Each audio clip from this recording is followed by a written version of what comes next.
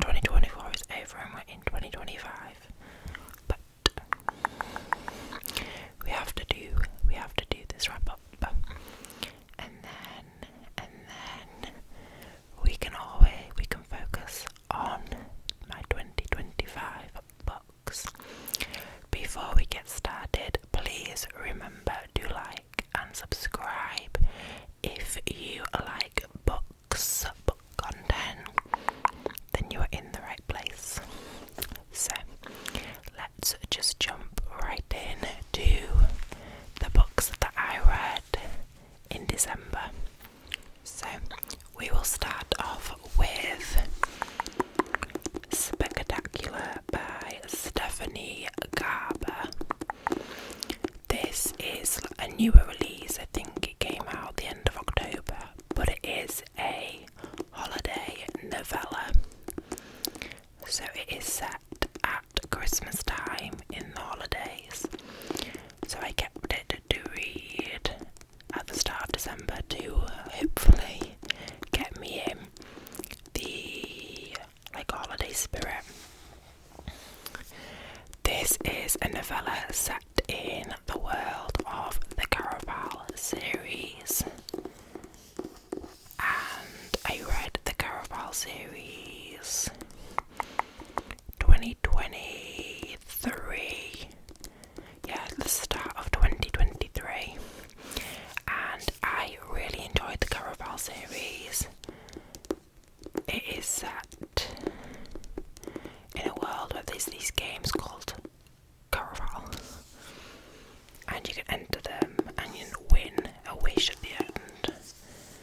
And this book follows, it basically just has Donatella and Legend in, who, if you have read the Caraval series, you'll know it has some little appearances from Scarlett and Julian, but really it kind of just follows Legend and Donatella. And unfortunately, I found this book very, very strange.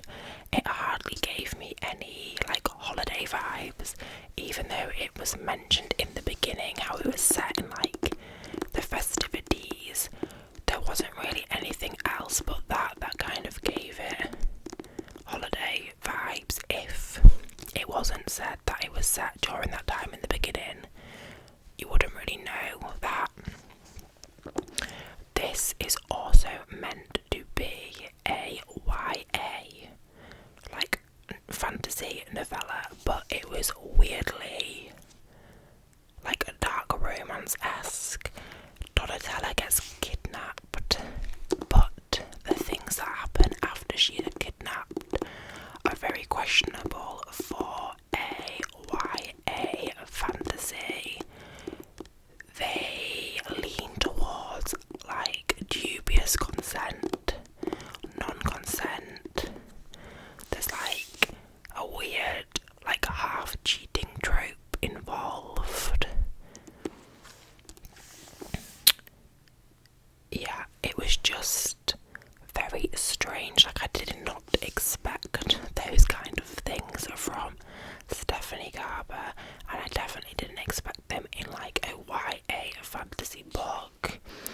I do think that this is her testing the waters of an adult book. I think what she's working on is her first adult book, but I think maybe this just wasn't the right place to do that, as some of the things that happened in this book are just not for young readers at all. It's also illustrated, and even the illustrations are a little bit odd for a YA fantasy. Let me see, can you see? She's tied up, blindfolded, in quite a skimpy outfit. What? Make it make sense. So yeah, I think this was definitely a cash grab. and I think that the intended audience, I don't think it was like written appropriately for the intended audience. I also think it was very convoluted for a novella. So much happened, but nothing was very well explained, and I think Stephanie Garber knew that at the end, knew that there was like half a cheating trope in it, and thought, oh shit, how do I fix that? And then the way that she fixed it basically made the entire story pointless anyway, so yeah, I gave this 2 stars, and I think that was probably like a push, to be honest. So that was spectacular. I then continued the Christmassy vibes, and I read The Christmas Tree Farm by Laurie Gilmore. This was my first Laurie Gilmore book. She wrote The Pumpkin Spice Cafe and also The Cinnamon Bun Bookstore, so she writes like seasonal romances, and they have been very popular, but I just haven't read them personally. But I knew, like, I was just in such a Christmassy mood. I knew I wanted to read like a Christmassy book. Never read one like that is intentionally set in Christmas, and before that novella, and I thought, well, this is a new release, and I've heard some good things about the author, so let's get on the hype, because I knew a lot of other people would be reading it too. I thought that would be nice to read something whilst other people are reading it and see and hear their thoughts about it too. And it follows Kira and Bennett. Kira has recently moved to the small town and has taken over the Christmas Tree Farm, and Bennett is the brother of a resident of the town in Dream Harbour, and it's a grumpy times like Grumpy Sunshine book where Kira is the grumpy female and Bennett is the little sunshine cutie, very helpful gentleman. And I think it got off to a slow start, but overall it was a cute romance. There were a few spicy scenes that I think were like decently done. The only thing is, I did find Kira like a little bit too mean some of the time, but overall it was cute. There's nothing much more to say. It like is just a cute little romance story, forgettable but nice for the holidays. So it might be a little bit too late now to read it, but if you are wanting to pick up a little romance at Christmas time, I think this is like a nice, easy option. And I gave this 3 stars.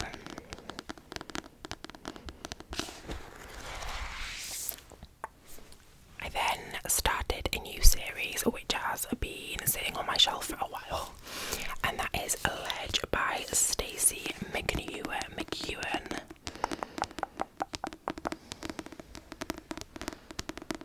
And I picked this up because it was set in a world where there's basically like snow and ice, and it was Christmas time, so I thought, oh, again, another fantasy world, and it's cold, and reminds me of winter, so.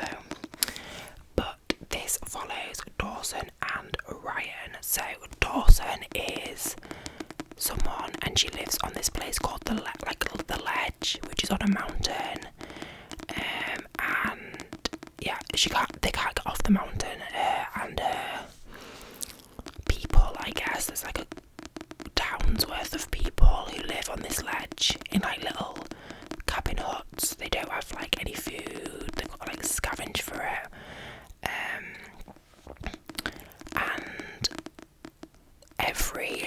so often this race called the glacians come and like basically take some of them away, and this particular time Dawson is taken, and she is taken to like the Glacian Kingdom, and they have a choice whether to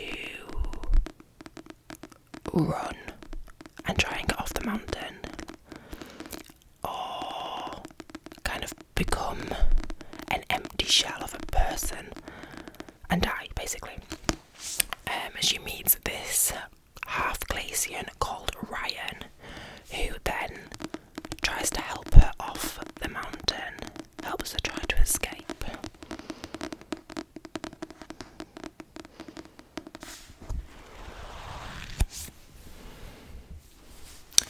And I was definitely pleasantly surprised by this book. I don't know why I didn't expect much from it. I think maybe because I haven't heard much about it, but I really enjoyed this book.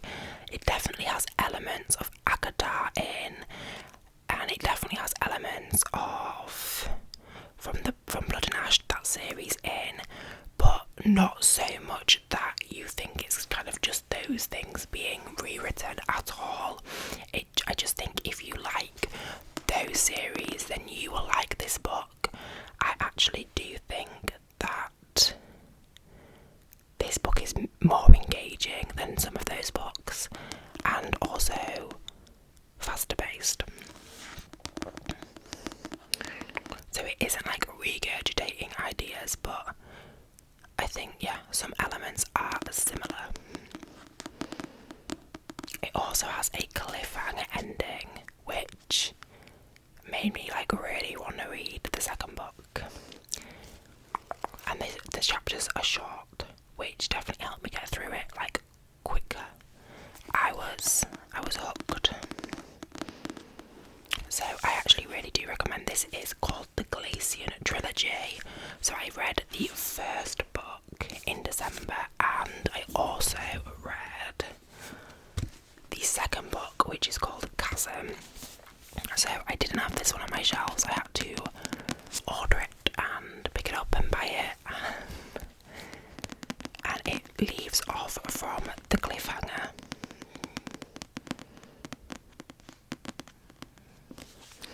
This one's a little bit longer.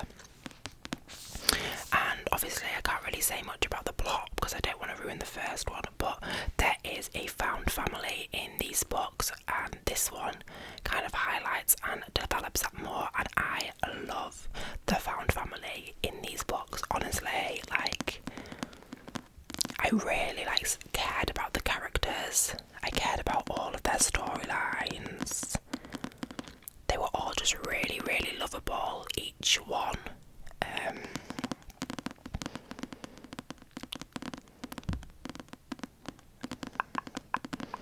The writing was really good and detailed. The plot was done like really thoroughly. And the ending, the ending. I really didn't expect that ending, and it broke me. So I am very excited to read the third and final book in the series, which is called Valley. I haven't yet bought it, but I think I'm going to try and get round to it this month or next month. And I gave both Ledge and Chasm 4 stars. 4 stars. I'd probably give Ledge 4 stars and Chasm a high 4.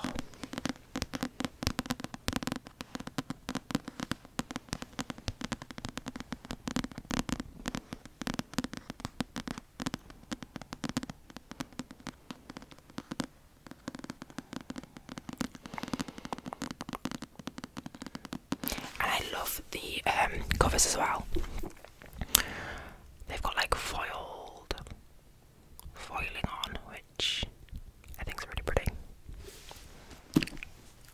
So the next book that I read actually appeared on my top 10 books of 2024, and that is Vicious by V.E. Schwab, a very, very popular book.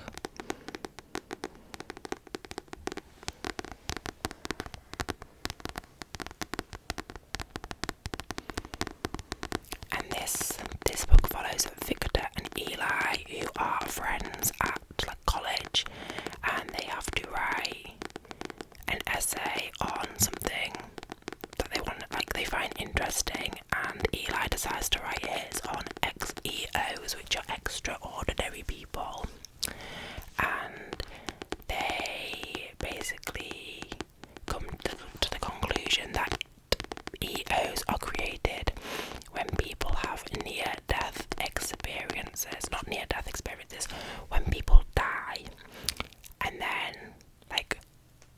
are resuscitated, and they fuck around and find out. So this was so well written, and I think the plot was a really fresh idea too. I've never read something with this kind of plot or plot line. The characters were also very, very, very well developed, and even the side characters are written really well. You become invested in each of them.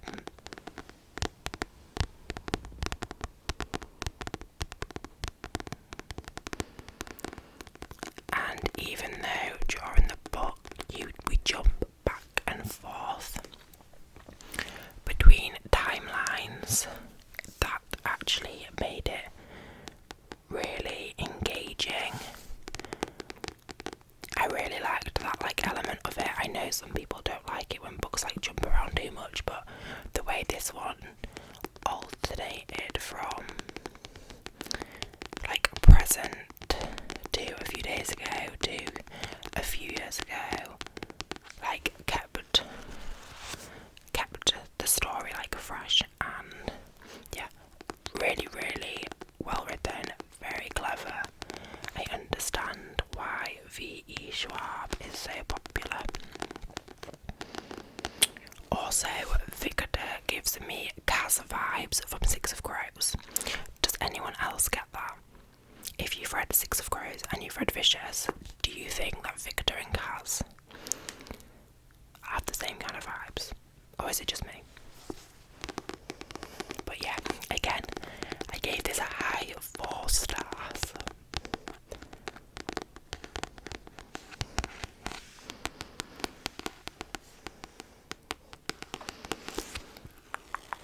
There is a second book called Vengeful, but I don't actually think I am going to read that, just because I liked this storyline and it doesn't kind of continue from this storyline. I don't think it's more a new story with the same characters, if I'm right. So I think I'm just going to leave it at Vicious. And then the final book. So I think this was the sixth book that I read, and the last book I read in 2024 was Reckless by Lauren Roberts. And this is the second book in a Powerless trilogy. This series was so popular last year. I think the last one comes out this year. First off, do you love the sprayed edges? I love a sprayed edge. I love a paperback sprayed edge as well. Usually you just get hardback sprayed edges, but paperback sprayed edges, I really do like that. And Powerless follows Payden. It's actually quite complicated to explain. It follows Payden, who lives in a world where there's elites who have powers, and then there's ordinaries, and the ordinaries aren't allowed to live with the elites, but she pretends to have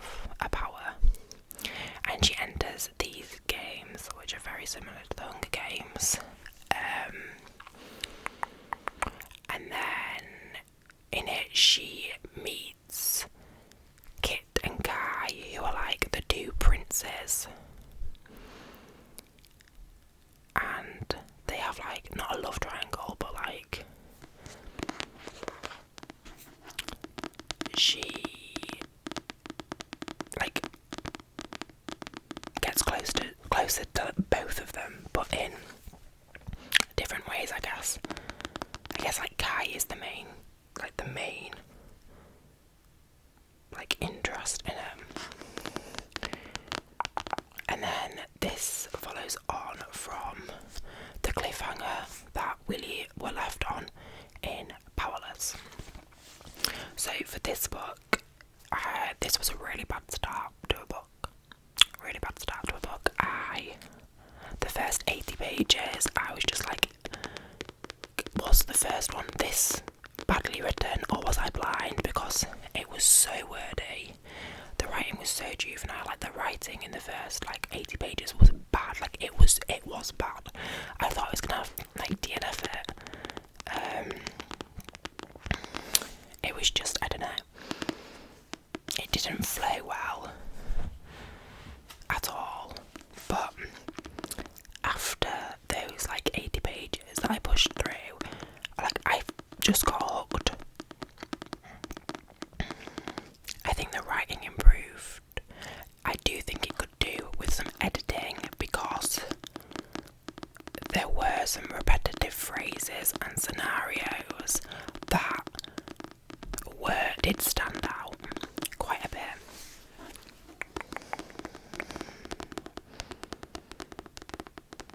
Which I do understand why people wouldn't like that.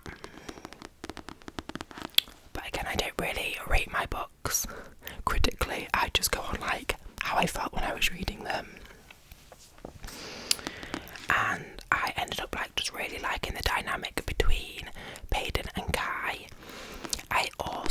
I've realised that I quite like books that take place like just over a journey, because that's pretty much all that happens in this book. Like, they are just on a journey. Like, yeah, it takes place over like a physical journey of them going from one destination to the other destination.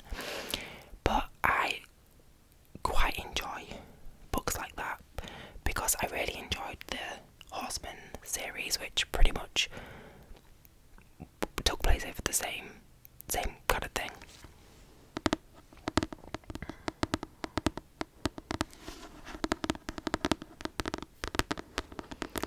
I thought the tension was like pretty good as well, and I didn't really have any idea of the ending until maybe like a few pages before it actually happened.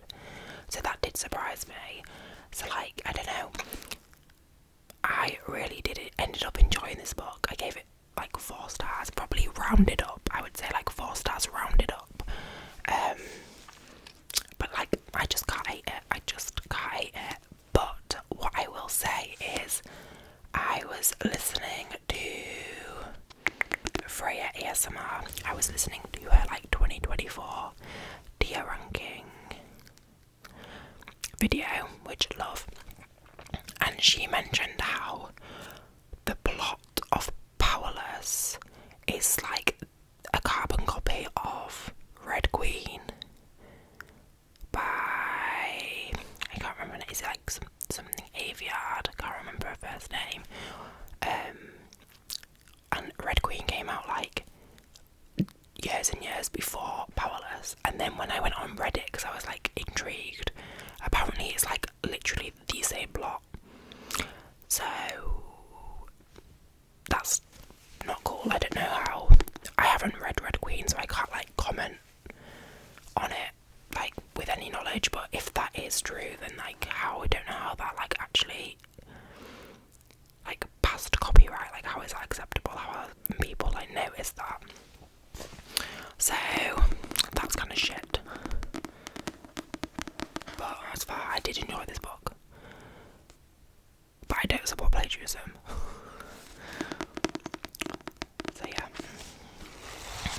that was my final book